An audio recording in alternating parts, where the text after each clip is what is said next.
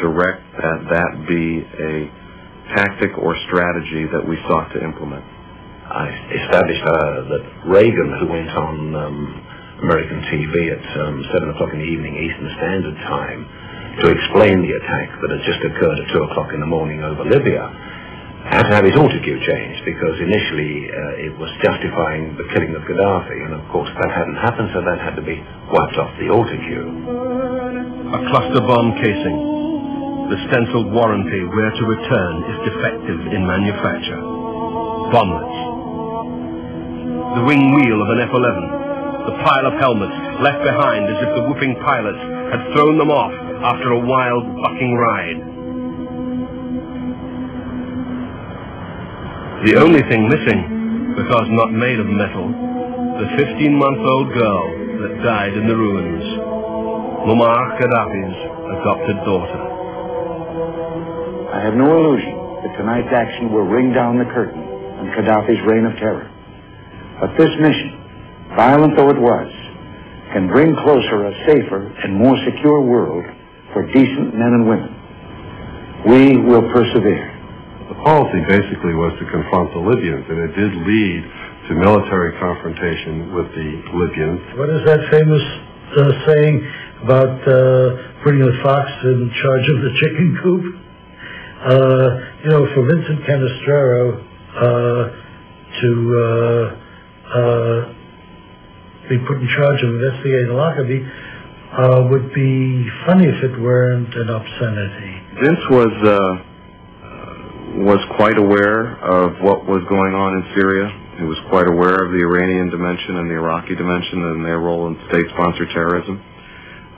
What emerged in U.S. policy was the tendency to be able to most directly deal with Libya because of Libya's geographic proximity to Europe and the United States, as opposed to Iraq, Iran, or Syria. It was much more difficult to deal with the other countries. Canestraro is not interested in investigating Lockerbie.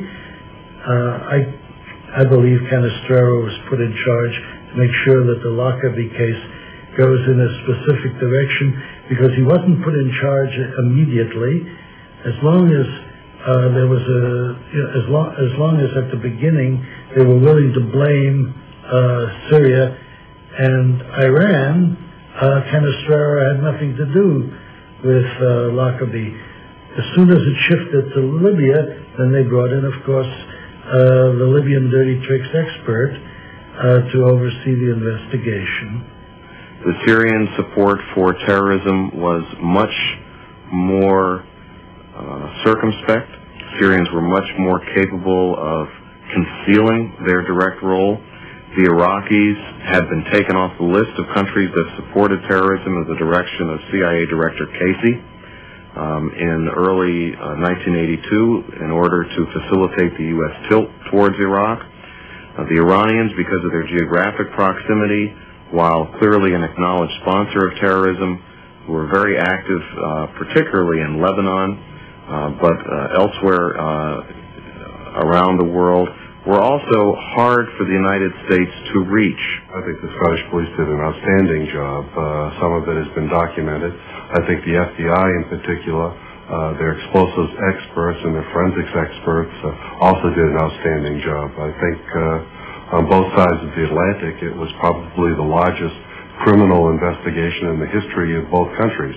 The crime scene work that was done not only in the small town of Lockerbie, but throughout almost all of southern Scotland and much of northern England, the very minute detail of collecting all the bits and pieces of evidence, the bringing together of military and civilian and law enforcement and foreign agencies as well, I think was a remarkable accomplishment on the part of the Scottish police and the English authorities that were backing them up, Scotland Yard and their military and others.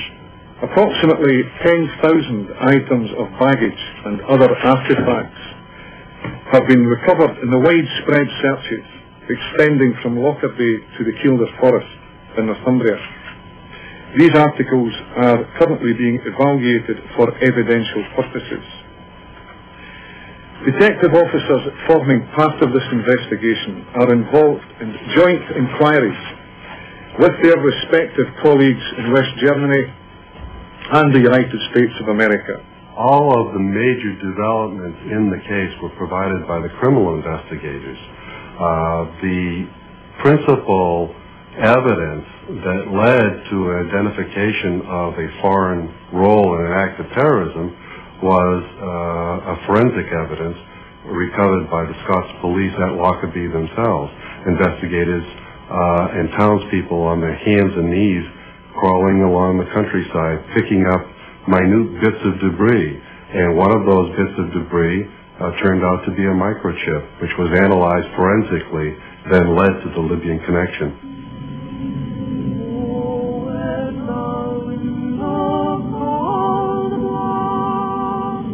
God sometimes speaks to detectives in mysterious ways. After 2 years, sometime in those 2 years, after 2 Scottish winters, surviving wind, mist and snow in the 850 square miles, moor and forest land where 150-mile headwinds had scattered wreckage, a miracle, a clue, found, they say, near the Kildare pine forest, where it is as dark as it must have been before time began, with a first big bang.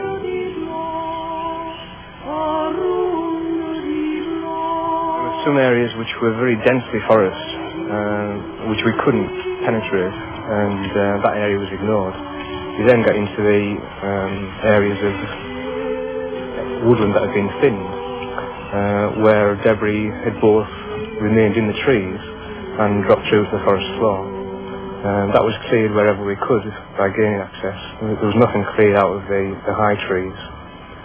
The criteria for finding things with burn marks and scorch marks on was to keep those items separate and hand them in as a separate item at the end of the day, so they could be specifically identified and checked out in priority to all the debris that would be sorted out at a later date.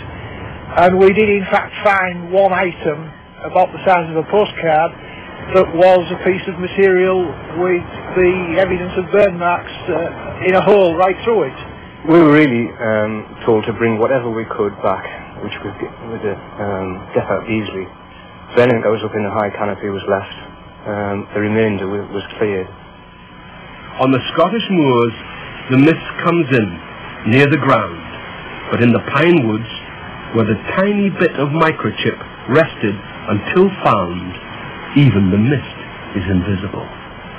Tom and I were associates in the explosive unit. We worked together in that unit, and he was assigned the case as the case agent for the FBI, the forensic examiner, if you will.